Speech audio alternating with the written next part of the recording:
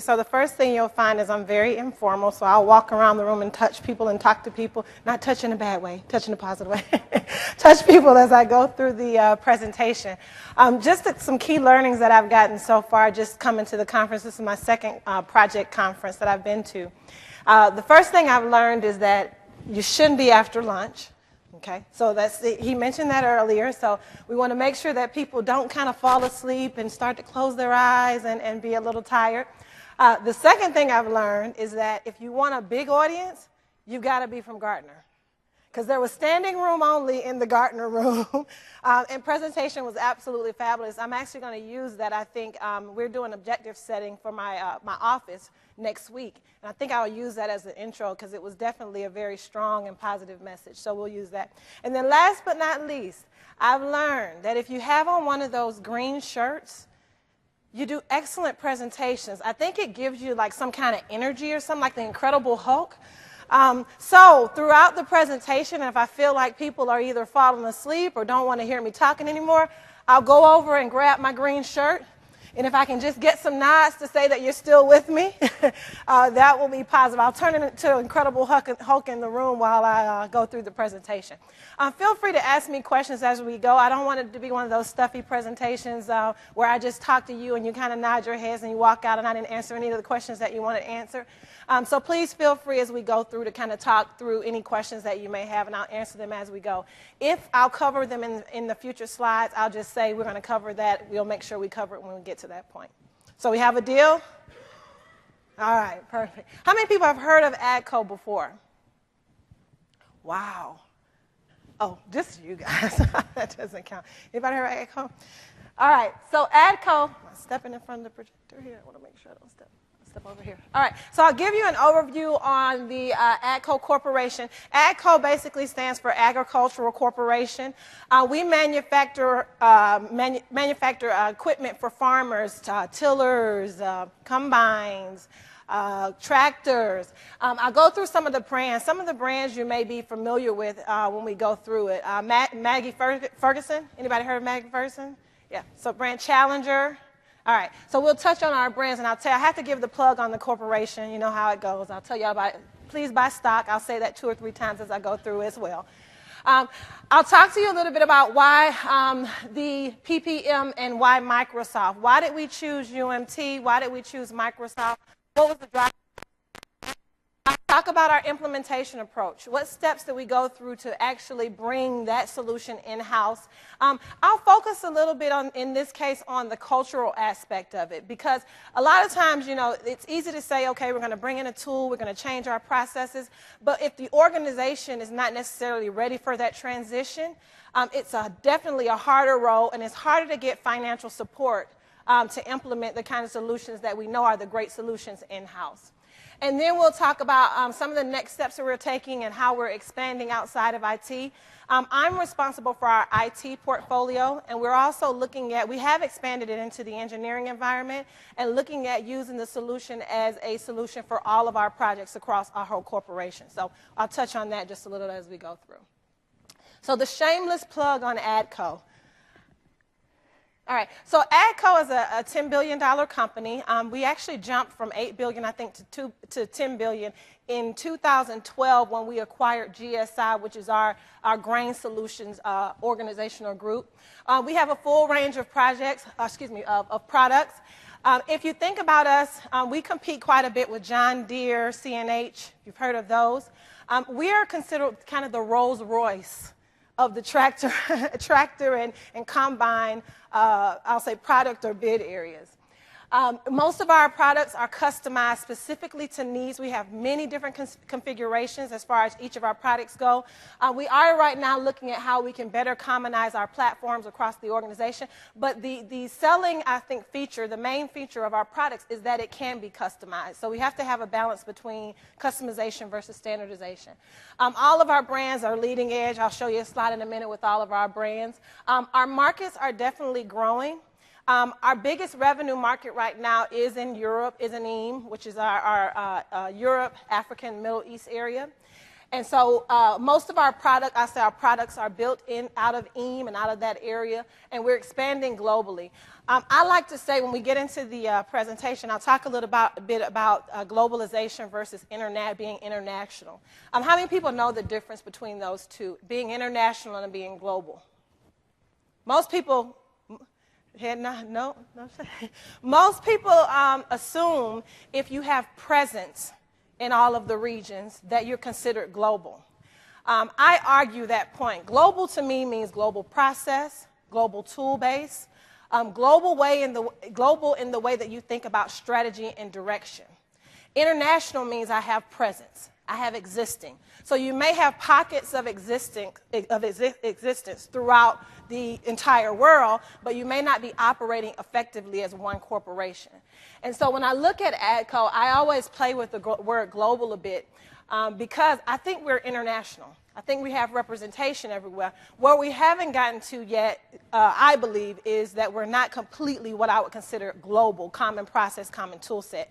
And the reason I bring that up is because if I look at the IT organization, it's the same way. So if you look in the regions around IT, our project base and the way that we run process and tools, it's very international, not yet gotten to the point of being completely global. The tool that we've implemented and the process that we implemented is getting us to the global point. And so I want to make a point of saying that. We have over 3,000 dealers. We're in over 140 companies. Leading brands. Here are our 5 brands. Some of those look familiar, very much so. Maggie Ferguson, Challenger. Fendt is heavy in our European space. GSI we just acquired. These are all of our brands. So I'm a witness that you don't have to necessarily know about farming to work for an agriculture company. But I will say this, I've learned a lot since I've been with AGCO. I've actually test-driven, it's not showing there, one of the tractors, the big ones. So I am getting, I'll say, into my farming field and environment. It's very interesting when you go out and talk to customers about the product, especially if you're in IT. So it's very interesting. All right, these are some of our key tech solutions. We, of course, harvesting tractors in the hay equipment industry, application, seeding and tilling, anything related to agriculture and farming, we are in that space. We're represented in that space. All right, again, global presence. I think there are 88 cities in different countries associated. We're all over the place. I mentioned earlier we're mostly concentrated in the EAM region. You'll see we're distributed over North America. A part of that is GSI because GSI is heavily North America. We're branching off. We just launched our first implementation of ERP in China. So we're branching out into the APAC region. So we're growing and probably will continue to grow. We've grown through acquisition and merger over the years. So I think we'll continue. I won't tell you who's next, but I think we'll continue to grow in that way and our revenues will grow up based on that. All right, so that's my shameless spill on AGCO. Go buy the stock. All right. So I'll rub my green shirt just to make sure we're all together. Buy the stock and the tractors and the combines and the sprayers, all of that, if you're into farming. All right, so why did we look at a new solution and why did we pick Microsoft? So we needed help, and that's mainly what people, when they go to look for a new tool solution and are looking for a new process around project management and portfolio management, they normally have problems in one or more of these areas. We've had issues, just to give you an idea, we've had issues in simply baselining our portfolio every year, right? How many people have struggled just with baselining? Just baselining. Just saying, what do we have in our portfolio? Okay, so we had struggles, and that should tell you a little bit about the maturity of the organization, right? We had trouble just baselining. Our portfolio last year was about 132 projects. And we had a completion rate, and I'm shameful to say this, please don't record this too. I'm shameful to say that we completed probably 24 of those projects out of 132 projects, right? Which puts our percentage of completion way low. Okay, and I will say that was before I came on board. 2012, before I came on board. This year, We took a look at our portfolio and said, okay, what's the right number of projects for the size of our organization? How many projects should we really be expecting to complete? We picked the number 70, and part of it was one of these. The other part was we looked at resource utilization. We ended up completing 63 out of 70 of those projects. Part of that I contribute to the fact that we had a solution, a tool base in place, and we had a common process that we were using globally for all of our IT projects. So we struggled, we still continue to struggle in some of these spaces like the resource management space. Strategic planning right now is still a gap for us. We're looking to UMT to help us out, and you'll see that in the next slide around next steps. But we've implemented financial cost management. We've implemented time management. We have time tracking as a part of our solution. We have implemented project and portfolio management through UMT 360 and through the Microsoft Project Server solution. We've also looked at management reporting. We have several different, and I'll take you through some of those, some of the reports that we've generated. One of the things I do like about what we've done with UMT is that we focus not just on tool, but we focused on process change. And one of the lessons learned that I want to make sure I make clear is if you're going out to buy a tool, don't just look at a provider that will give you a product or a tool. You want someone who's going to come up and help you re-engineer your processes so that they're correct, and then the tool should be supporting those processes. We went through an implementation that I think I'll say failed. What we call it, failed? I don't know. We probably call it failing or failed, where I think what we tried to do, and again, this is pre-me. I'll keep saying that. Joking. But pre-me, we went through an exercise where we tried to incorporate a tool that we, instead of looking at it from a new process, new change, make efficiencies, we implemented a tool that supported an existing process that wasn't very good. And so you want to bring people in that's going to walk through it, through the process with you, get the process right, and then make sure the solution is supporting that new effort. We wanted one source of information. We wanted common language. We wanted to be global, right, and look at it from a global. And the other thing is we wanted to integrate and align with our business better. And I think we're doing that as a part of what we've done with our solution. All right, so current state, or I'll say previous state, and we've kind of moved into the future state. We were using a SharePoint portfolio list. And if you think about it, that's basically an Excel dump of your portfolio. We were doing reporting in PowerPoint. Project managers were spending umpteen hours on scorecarding and updating PowerPoint to reflect every different audience in the world. So they had 25 PowerPoint decks that they were floating around the organization. We were keeping issues and risk in Excel. Right, so it wasn't necessarily connecting it to our portfolio. And then we were using MS Project for schedules, and we were struggling in this space because there are a number of project managers that actually didn't even know how to use Microsoft Project. So it was a training issue that we also had to address. So that's kind of where we were. We've now moved into, in some of these areas, in which I'll touch on in the future, around some of the areas we haven't implemented yet that we're looking at implementing. But we've moved to a Microsoft Project Server solution with the UMT 360 component that sits on top of that for all of our IT project needs. The piece that we wanted to make sure that we got out of the 360 heavily was around the financial management space, the enhancements in the financial management space. And then some of the more configurable workflows were the two things that we found a lot of value in out of the 360. There's quite a bit more there, but those were the two things that we were looking for. From a Microsoft Project Server perspective, we have addressed demand management, portfolio selection, resource management, and strategic planning are the areas that we're going to focus on next. So that's up and coming. Financial management, risk and issues, we're using the Microsoft Project Server solution, and it's all integrated into one place where the project managers can go, update, and all of our reporting comes out of that solution. All right, so our implementation. I didn't hear.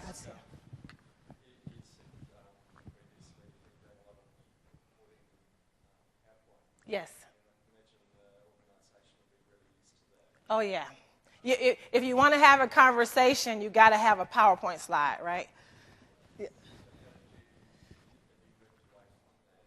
We have. We've, with UMT, we've implemented a project scorecard.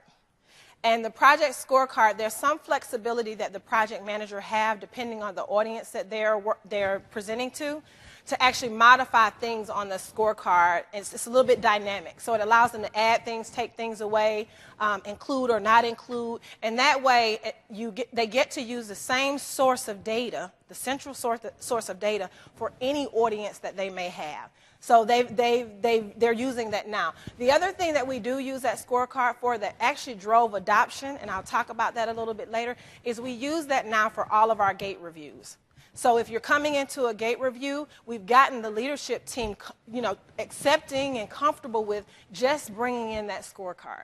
And it's to your point, it's definitely I'll say a culture shift in the organization.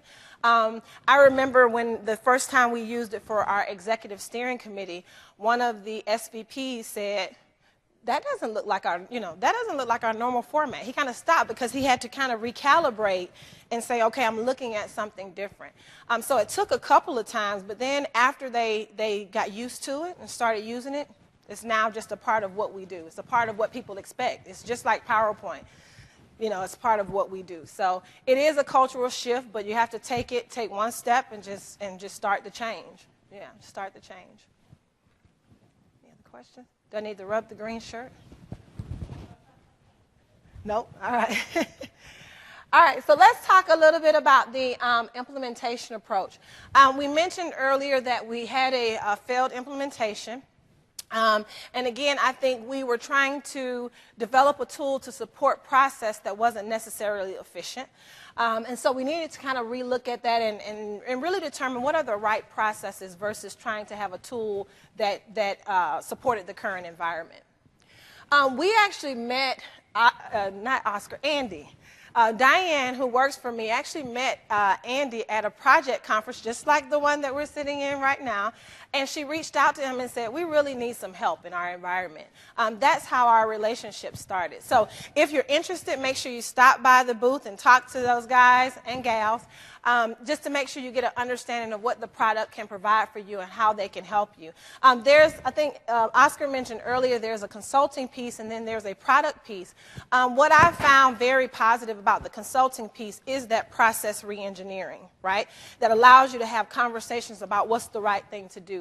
And then with a good product, it works out perfectly. We were looking for a partner at that time. We got some proposals from UMT. We at the time decided that we would take a more phased approach, and we'll talk about that in a minute. I wanted to get the culture or get the people in the organization used to seeing the tool and kind of playing with it a bit. And UMT has done a great job with us framing what those phases and which pieces of the solution we need to bring in at different points. We were a very immature environment. A lot of our project managers had not used Microsoft Project before, were not very experienced with it. So it's definitely a training component that I think that you have to build into the overall implementation plan with the project managers, just to make sure that they are continually learning about the tool and continually seeing the releases and the capabilities that you're deploying out. We do every 3 months or so as a part of the releases. The other thing I think the phased approach allows you is from a budgeting perspective, right? If you look at implementing, the big bang, there's a huge cost that you have to think about as a part of, and I say huge, it's relative, but there's a large cost that you have to think about in implementing everything at once. If you phase it out and you allow the organization to go with you, it's very easy to get buy-in at each phase around the next piece because people have bought into the concept of using a global tool. So it's something to think about as you do your implementation planning. And that piece kind of worked for us. All right, so our first implementation, because UMT has been with us now since 2012, end of 2012, October of 2012. Our first implementation took about 4 months. Each release now is probably about a 3-month release. I'm looking at Andy, he's the person I'm working with.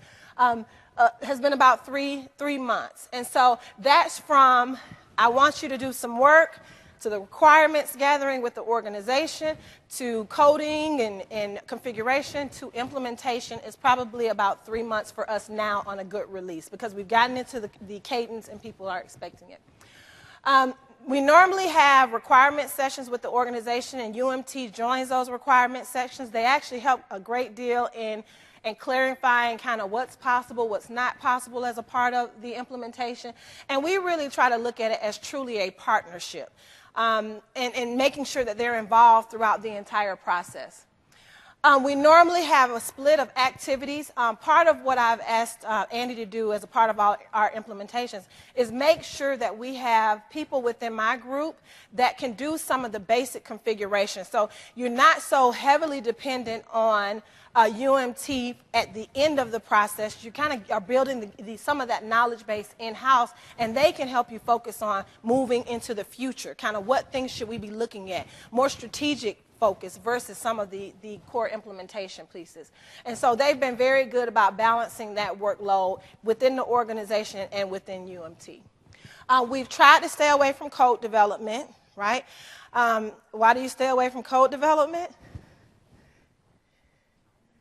Time and money. Nice way to put it, easy. I think there's quite a bit of capability in core product, in some of the basic configurations that actually will allow you to do all the things you need to do for project management. Now, we have done some code development because we wanted some very specific things. But we've tried to stay away from that and use the base product as it should be. It's actually a great product. It covers the life cycle of project management. So it's not a lot of code development that I think we need overall. They have provided to us go live support. They've helped us with onboarding our project managers into the environment. The name of our solution, if you hear me say GPS, it's Global Portfolio System. That is our implementation. And we kind of rebranded it, branded it in the organization so people know what it is, they know what to expect, and there are no surprises. And this kind of just gives a walkthrough of the amount of time that it takes. Standard SDLC that you go through with any project. Okay, any questions about the oh, there we go.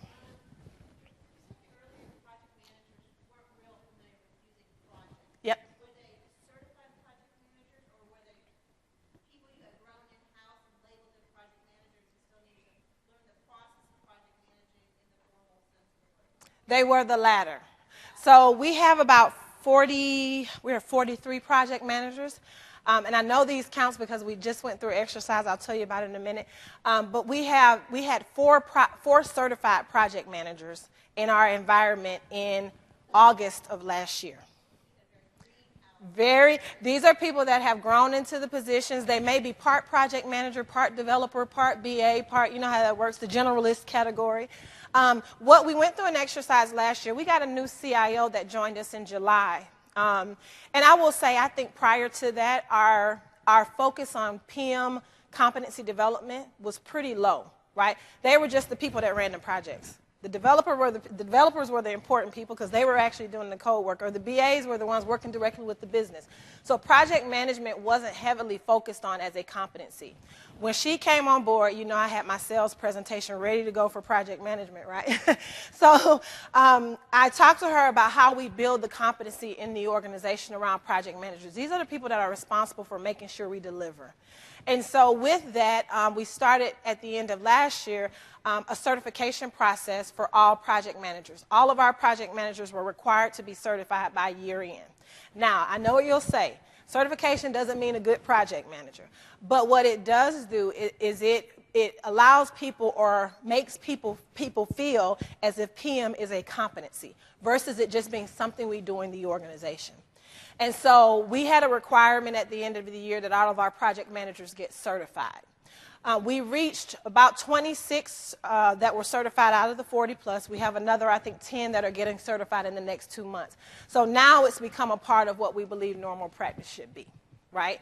We are growing. When I said earlier we are somewhat immature, you know, I've worked at GM and I worked at Ford and I worked in very mature PM environments. If I had to rate us between 1 to 5, 5 being the highest, 1 being the lowest in maturity, I'd probably rate AGCO, even right now, probably somewhere between the 2 in maybe 3 area, 2.5 or so. There's a lot of opportunity for growth for project management as a competency in general.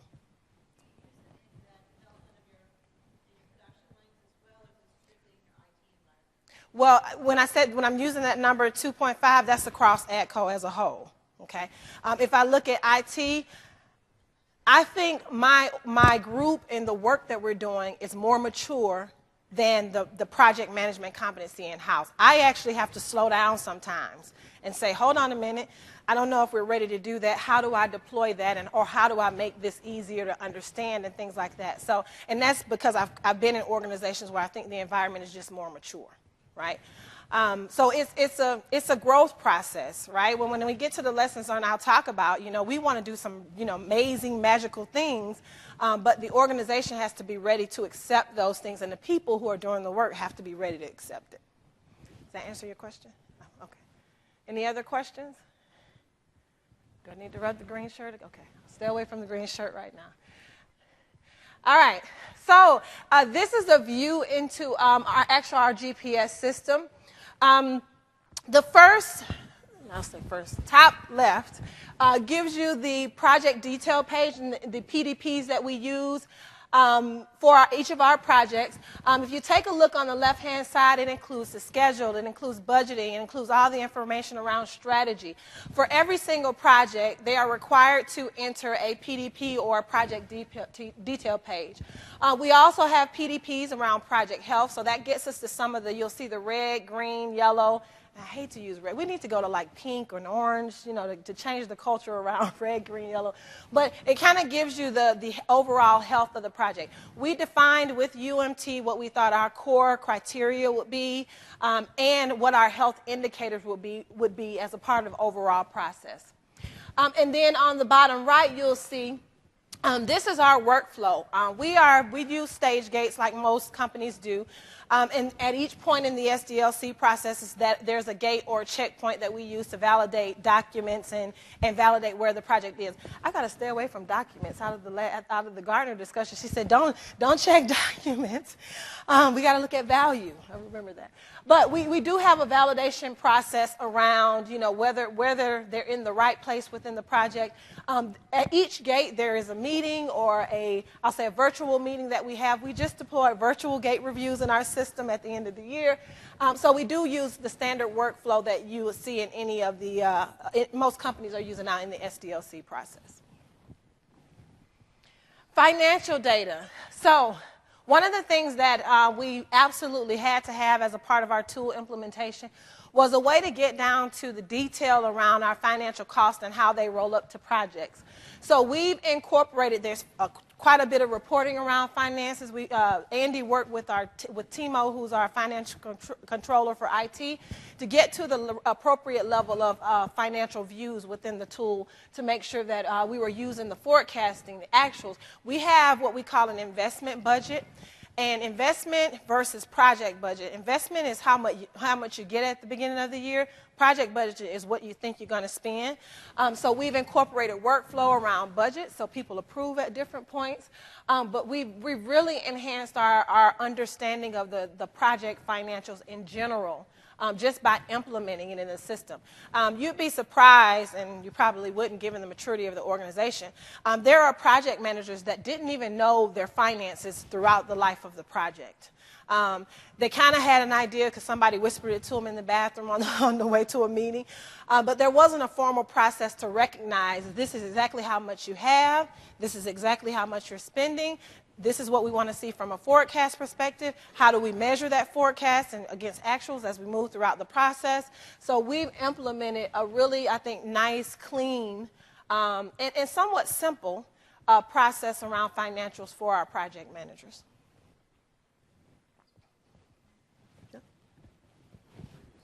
Oh.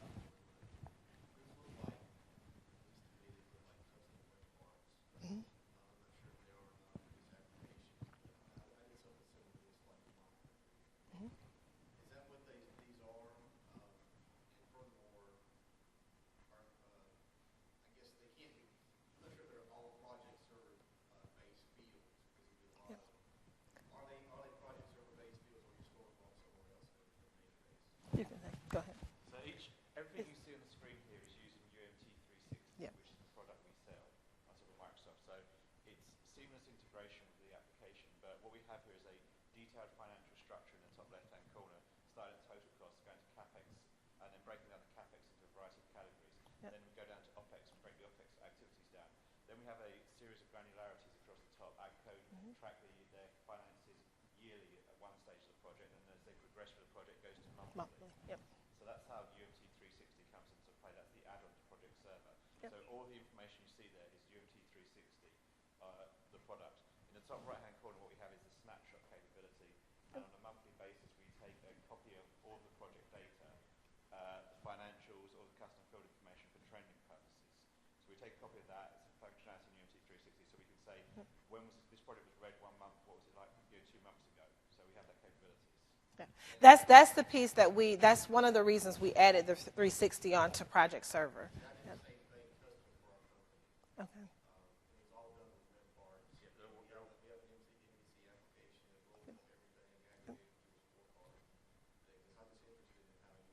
Oh, we did. Yep. Yeah, inside the UMT 360 product, we have 20 web parts which can be included into the configuration. We have detail on a variety of different options. So you don't have to use all of them. You add the ones select them. Project detail page as you need to. Yep. The last part is with web parts, I guess there's a concern with our company because we're concerned about web parts we created going the whole line because I guess I've been told that that's not something that's not going to be supported. It's not going to their part. So the web parts that we've added are part of the product. We're working with Microsoft to get UMT 360 into the cloud, into Project Online offering. It's not there at the moment. We're working with Microsoft. There should be some announcements next few months. Go ahead.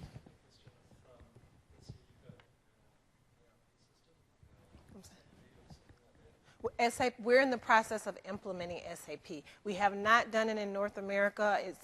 We've deployed a couple of instances in Europe, and we deployed one in Asia. So there's got to be, at some point, I think I know where you're going. There's got to be some integration at some point. Yeah. So it's, you've got a vision around that. Yeah. We've started, the first thing we did, because we didn't have a central place where people were reporting in general from a project perspective, was we started with implementing it here as a part of our Microsoft solution. Next step is, once we get ERP deployed and working well, part of it is it's not working well globally for us. Once we get it in place and working well, we've got to look at how do we ensure that actuals are coming from the SAP ERP system and things like that. We are not, I know where you're going, we're not there, we haven't gotten there yet. Yep. You've been up there to solve the problem in your area. Mm-hmm. Not wait for the ERP system. Yes. Yeah. If I would have waited on ERP, it would have been a long time. It just would have been a long time. Our roadmap for ERP is all the way out until 2018. And so I knew we weren't going to be there. And so it's part of the reason why we have a new CIO right now. So we actually redid our SAP roadmap in December, and it stretches out pretty far. And North America is, I don't even think, planned for 2015. So we've got to, yeah. So in the meantime, rather than not have that view and not have that understanding, it was the perfect opportunity for us to include it as a part of our GPS system, and it works out very well. It's a one-stop shop for our project managers right now. We are looking at, this year we'll be looking at a change in process, not necessarily tool, but a change in process on how we collect the data and things like that. But it won't be integrated until we get SAP out there and ready to go. We're having some struggles with that, and I don't want to get involved in that. Or the politics around it either. That's a whole nother conference. All right, any other questions in the financial space? All right, this is the area I absolutely love, and this is the area that our CIO has been using. This is our BI interface where all our reporting lies around projects, around the portfolio, financials. We have a area called governance and compliance where we look at our gates, our compliance to gate reviews. Strategy is an area that we're, again, looking at building out, haven't built it out yet. And then resource management is another area that right now is reflecting our time tracking. We will, enhance that to include some additional reporting. These are the two main scorecards that I think are used by our IT leadership team as well as our project managers. We basically have a portfolio view that includes all of our projects. You can filter that by region, by dollar cost. I mean, I think there are 8 or 9 different ways to filter that to get to the list. You can dump that into Excel if you need to kind of manipulate it in the background. But all of the data is stored in central in the GPS tool. What you see on the right-hand side is our magical scorecard. This is a scorecard that we use for our gate reviews. It's the one-stop shop for project managers. It's auto-generated based on the system data, which forces project managers to make sure GPS is up to date at all times, right? So in order to get the scorecard, the system's got to be updated with the right data. So that helped us a lot in driving compliance within the organization.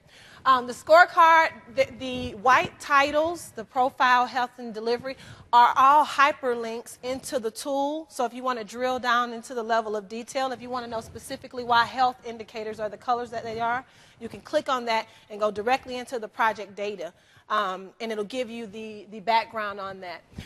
We included a profile section, a health section, delivery. The milestones and the deliverables are selected by the project manager. So if they want to include, the 3 highest ones for an executive meeting, or if they want to include them all for a project review, they have the flexibility to do that in the actual scorecard. Financials includes business resources as well as IT resources. It includes actuals, forecasts, all the financial information that you need. The project summary is actually pulled out of their PDP on the project details page. Issues and risks are actually pulled out of their team's SharePoint site, and they get to select the issues and risks that show up, because the issues that you may share at a team level versus the issues you share at an executive level are different. So it allows them to have the ability to sort of, use the word customize the report based on the audience that they'll be presenting the report to. And it allows them the flexibility to be able to add and delete things if they want to show, executives versus their teams different information. This has become, very popular in the organization. It gets rid of the 25 PowerPoint slides that the organization had to look at around one project. It allows us to make sure that project managers are updating data in GPS at the frequency that they should be, because we should be able to pull the report live and make sure that everything is there. And it's pretty much everything. I can't think of anything else you need to share around a project other than these things. We do allow them, if they want to add, additional comments on a slide or something like that, but we found they don't even do that anymore. They actually just use the scorecard to share the story. And it really has helped us and grown our project management base into not using PowerPoints.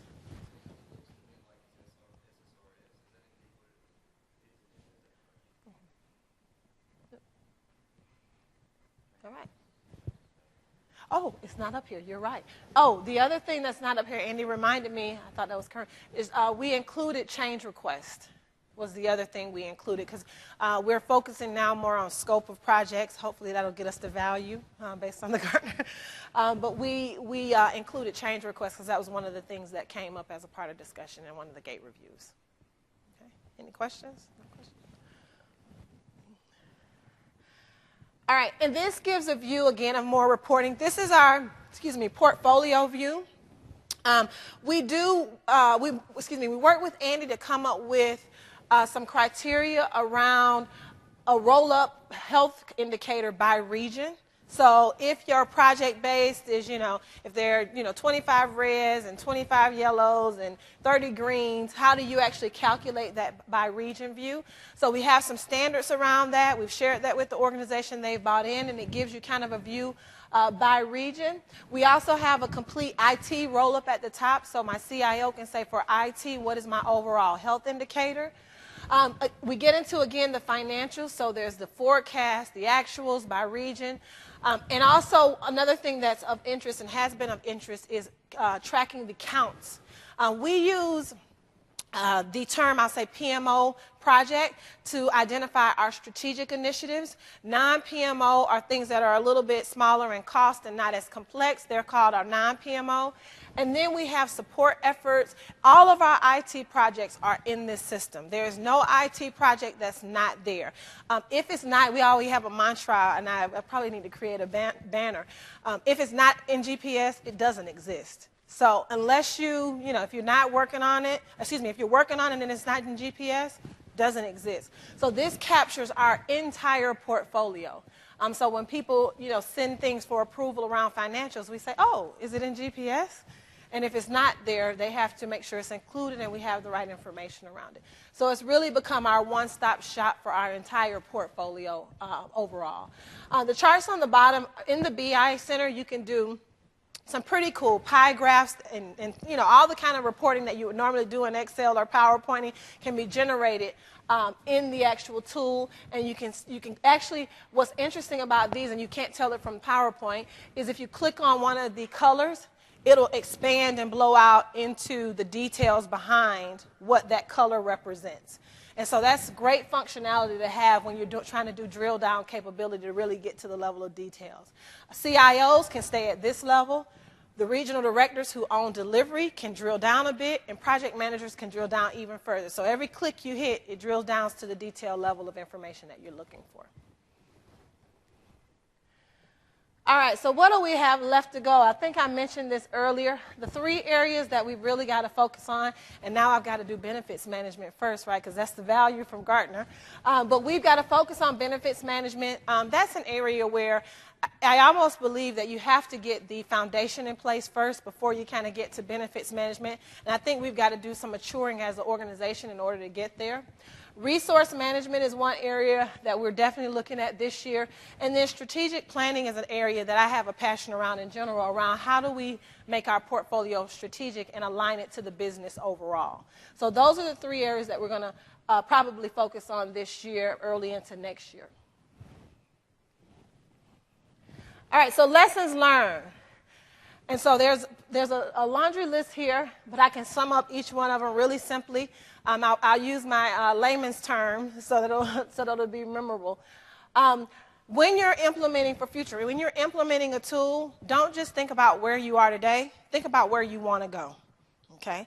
And with that means you have to look at how you're going to modify your process over time and improve your process in order to get the right tool level support for that process. So just be careful. If you have a top shot right now, then that might not apply to you.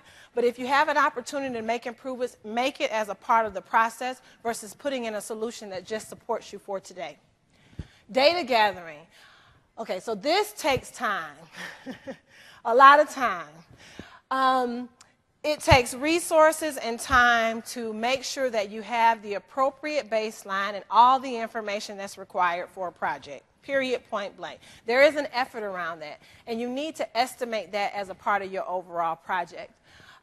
Training. I cannot say this loud enough. Training is critical. When you think about implementing a project and program solution, it is a culture change, whether you like it or not. I know we may think of it differently because we all understand it and we got it and it all makes sense to us. When you're rolling it out to an organization, you really have to make sure that they understand the change, how they will benefit from the change. There's a communication plan that you need to put around it. There's training that needs to happen. And you need to re-energize it and re-educate people periodically. Have it in your plans to do so.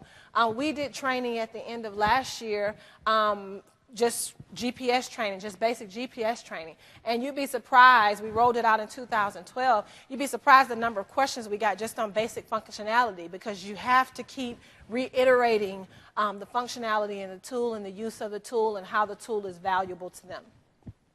Management driven. You have to have somebody in executive level that says, yes, I buy in, period. You have to have the support from the executive level leadership from a financial perspective and to change the culture within the organization. If you work in a company like ADCO, it's top down.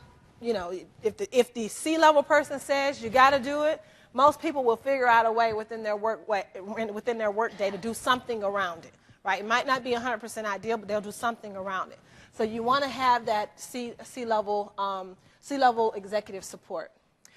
Support, you want to proactively follow up on issues. Make sure you're active in the PM community around the tool itself. I have a person on my team that's dedicated to nothing but support, right? And I do that because I want to make sure that they're using the tool, they're using it effectively, it makes sense in their environment. You know, all of those things have to be assured as a part of the overall process. Communication I touched on, you got to send out, we send out communications quite a bit around systems changes, around tips and tricks. We have a website that's set up around just GPS so people can go out and get videos and things like that. So it's very important to make sure you communicate it. And one of the things we're doing right now as far as environment, right now GPS is sitting on a shared SharePoint server environment. So it's shared across our inside ADCO branding and all of that. And so we're now going to take and create, I'll say, a dedicated project server farm just for GPS. And that allows us, number one, to do upgrades when we want to do upgrades. Number two, I think it's going to improve our performance overall. We've had, I think, some performance issues just because of the volume of people in the people that are using our inside ADCO branding. So you want to make sure you have a dedicated server farm and make sure that you are separate from the rest of the environment so you can do upgrades and things like that when you want to. We are in 2010. Oh, go ahead. Oh, sorry. Thank you. All right. And so, again, to that point, I think it helps with performance. And then the other thing to think about, you may remind me, when we go to 2013, right, it's only our environment, and we can do what we kind of want to in that environment. And so that's why I think it's important. We're in 2010 right now. We're looking at going to 2013 by the end of the year. All right, so next steps, we want to refine what we have. We've driven adoption pretty strongly. I think right now from an adoption perspective, we're probably at about 85 to 90% adoption overall. You know, there are going to be gaps no matter how you look at it, but we're probably at about 85 and 90%, which is pretty good. But we want to get to 100%. We want to continue to improve our data quality, enhance our reporting, and we want to increase capabilities in the solution that we have. Again, looking at resource management, strategic, I really want to get into the strategic portfolio piece because I've seen some of that work well.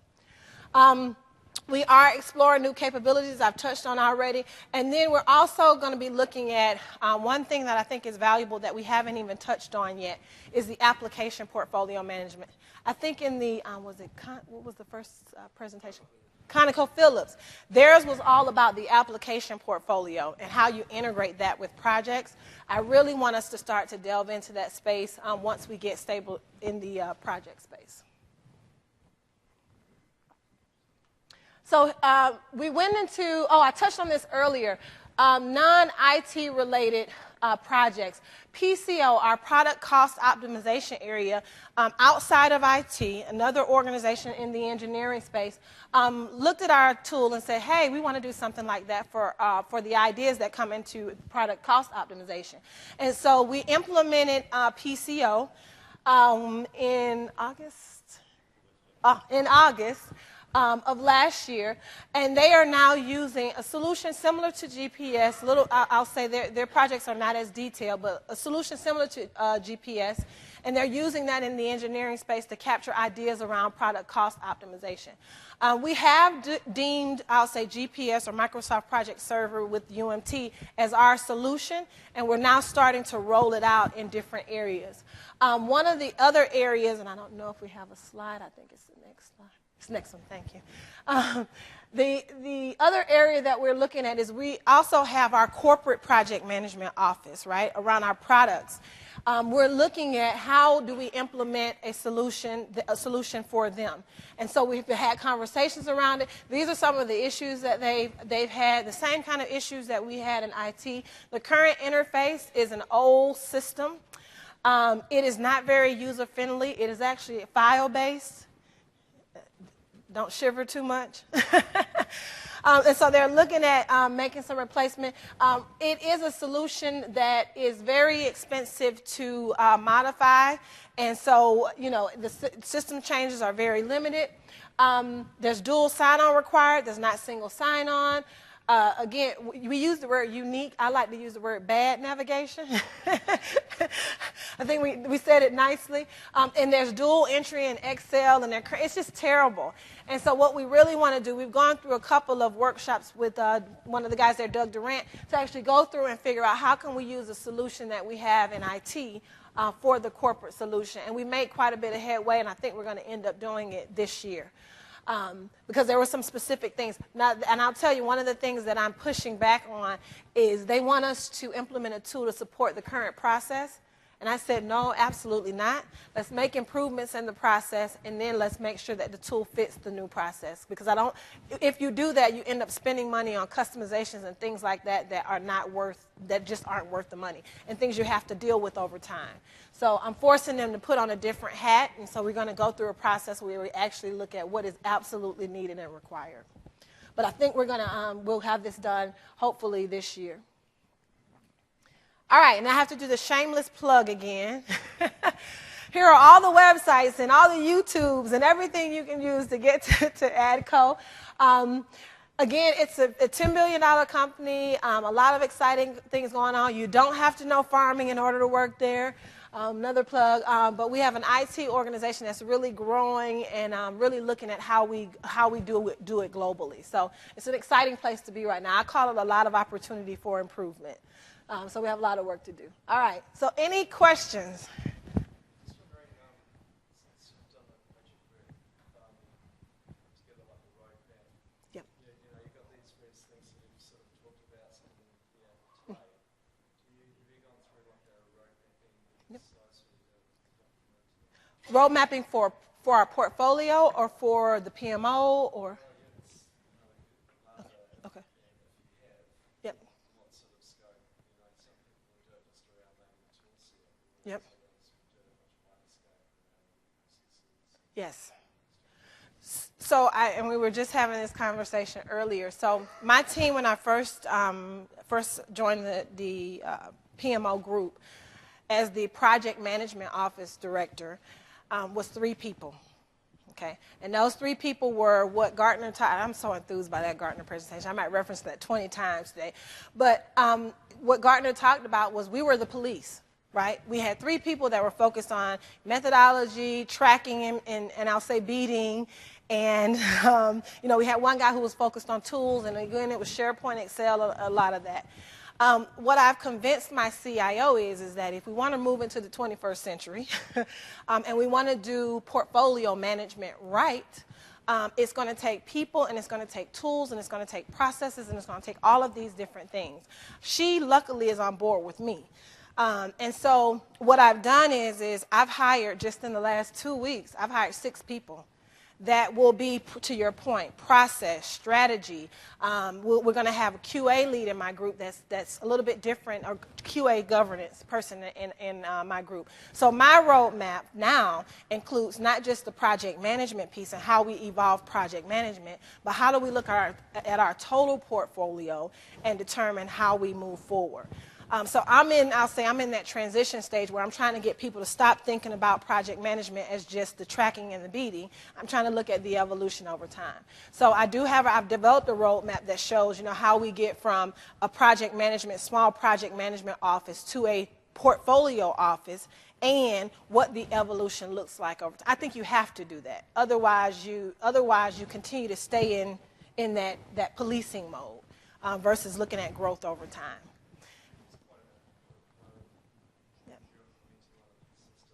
Yes. Yep. You have to. And I'm not an advocate. I'll say this in front of UMT, and they may, tell me I can't come back again. But I'm not an advocate of just getting a tool. To me, the tool is just a support for the overall process. And if you go out and you just buy a tool, you're doing yourself and the organization a disservice around the capability that should really be in-house. And so we actually flipped a bit because we were already talking tools and all that. And I'm like, hold on a minute. Let's backtrack. And it took some time. We backtracked. I had to change the mindset of the people that work for me to say, hold on a minute. We're talking about tool improvements. Talk about process. How are we improving the process and what changes are we going to make in the process? When we start each release, I sit down with UMT and I say, okay, I want to do resource management, right? Tell me the best way to do it. You know my environment. Help me implement resource management in my environment. And we talk through what's out there today, what things that they have, how do we do it. We figure out the process, and then we say, okay, this is what we need to do in the tool to actually reflect that.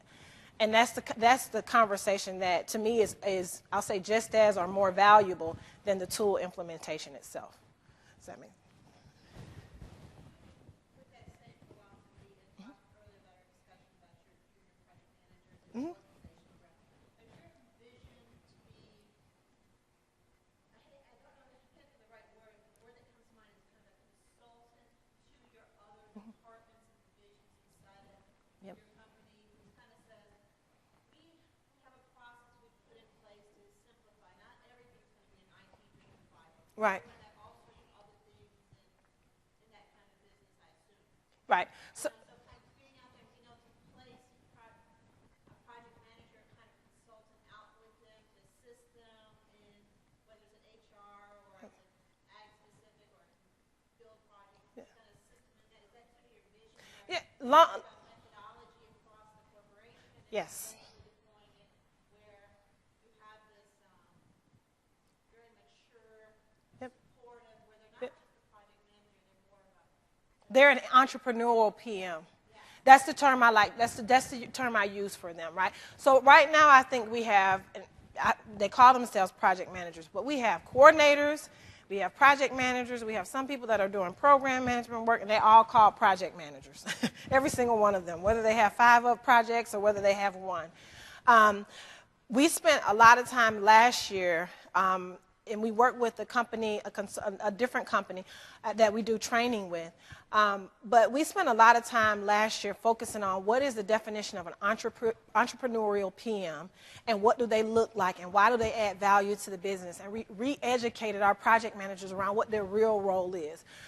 What we didn't want, and you have to be careful because there's a process crat is the other term I use. There's a process crat PM that just follows process, checks the boxes, fills out the paperwork.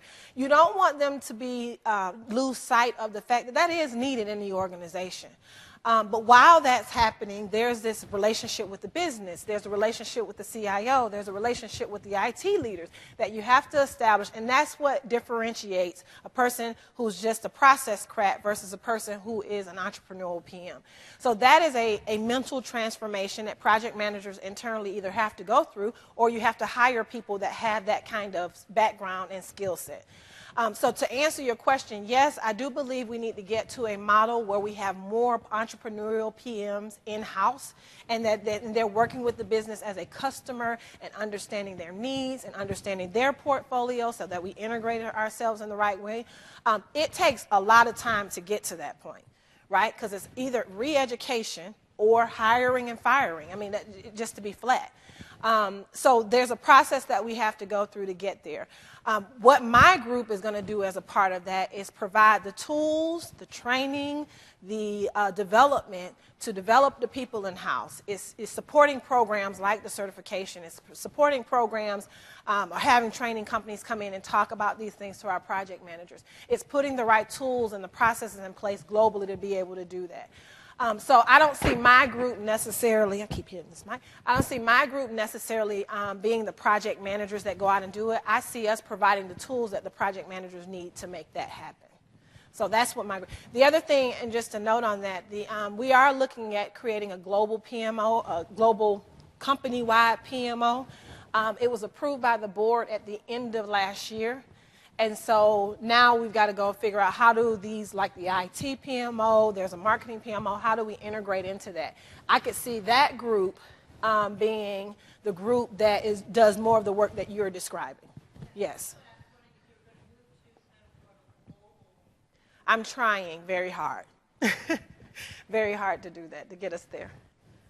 I'm curious to know with your implementation lessons learned, kind of at a high level, what things went more smoothly than you might have expected them to, and what things were more challenging than you might have thought? I think our biggest challenge was the cultural shift in the organization. I hate to keep saying that, but that really was it. I found myself probably 20 steps ahead of where the organization was from a process perspective, a tool perspective. And just because of we've never again focused on project management as a competency within the organization. So there wasn't specific training, it wasn't specific, there wasn't specific responsibilities other than get it done on time and within budget, right? Which we all kind of live by that mantra when we're project managers. Some things that went well, I think with new CIO, just the support and the buy-in. If you, and this is what I tell people, if you're able, because it's a sell job, if you're able to sell it well, you will get more support than you ever imagined, right? If you go in unsure about the benefits, if you go in unsure about cost, if you go in not really, I'll say, believing in what you're selling, I think it makes it very hard to get C-level support. And so I think she's been very supportive of me, which has allowed me to do some things that probably the organization wasn't ready for, but I was able to kind of get done. But that's the piece I thought might be a little bit, because it's hard to get people to say, I'm going to spend money, I'm going to invest in people, and I'm going to do it kind of your way. And so I think that has been I think for this time around has been the biggest surprise for me.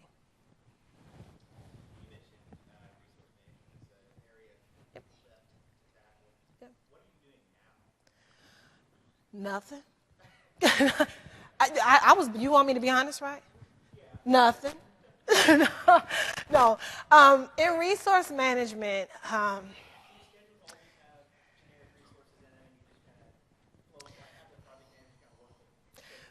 yes, we have right now the way the schedules are set up, there are generic resources. And let me be careful. When I say resource management, I'm talking about organizational resource management, like overall.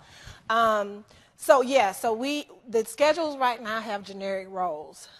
What we don't do a great job at, so people will enter task and they'll assign a resource or sign a name or whatever it may be. What we don't have right now is the capability to really do roll-up around resources from an organizational standpoint. One of the things that we're really heavy in right now is capacity planning and utilization across the organization. And we really I don't think we have it in place right now to be able to do the kind of reporting and the kind of analytics around how we manage resources in general. The other piece is for every project at the beginning of the year, you really need to do a forecast on the number of resources, the cost, all of that. And we don't do a great job at that either. We don't do a great job at forecasting our resource needs. We kind of come up with, at the end of the year, they say you got to put your budget in and you kind of do this, right? And you kind of say, I just hope I make it through. That's how we operate right now. And so when budget is finalized at the end of the year, most people don't even know what the resource requirements because they haven't delved deep enough into the projects to figure it out. So that's the area where I want to delve into. I want to make sure that we're estimating projects appropriately. We're documenting that. We get down to very specific roles around technology versus it being generic. I want to make sure we have roll-up capability for an IT organizational view, and we start to look at utilization and how we bring projects in and out of our portfolio. If you add one, what does it do? We don't have any of that capability right now. It's all managed at an individual project or at a director level for their group. It's not managed centrally. So, does that answer? Yeah. Okay.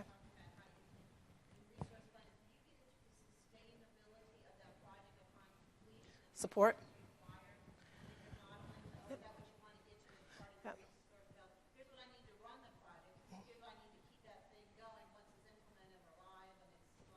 I want both. So right now, we don't do a great job at understanding the resource requirements that we need, and we know we got to do support, but we don't do a good job at forecasting the support, and I don't know the people in the organization that are going to be doing the support at some point, and I don't know, it's the whole, and I'm saying that to be a little bit facetious, but it's the whole package, right? We just don't, ATCO does not do a good job at resource management. And really what I'm looking for, I have a meeting with Andy and Oscar later on this week. What I'm really looking for is okay, this is what it looks like today. Help me figure out, the steps I need to go, not necessarily the steps, but the phases I need to go through and what's digestible by the organization over time. I know what I want. I mean, we all know what the end vision is. But based on the organization, based on what we have in place, what are those big chunks that I can, how can I separate this process out so that people can digest it and that it will make sense from a holistic perspective? So we've got tons. As I say, you can look at it as a challenge or you can look at it as a wonderful opportunity to transform. And I'm trying to look at it as a wonderful opportunity to transform. So yeah, we've got a lot of work to do in resource management. And it's tough, I will say this, it's politically tough. Because now, you're giving me the smile, now in the organization, everybody knows what everybody is doing and how much time. And so it's not only a shift with the organization, but it's with the project managers and people that are working on projects. It's a leadership shift because now all of their people are visible to everybody. So, any other questions? All right, so I hope you enjoyed it. I didn't have to rub my green shirt too much, so that's a good thing. Enjoy the rest of the conference.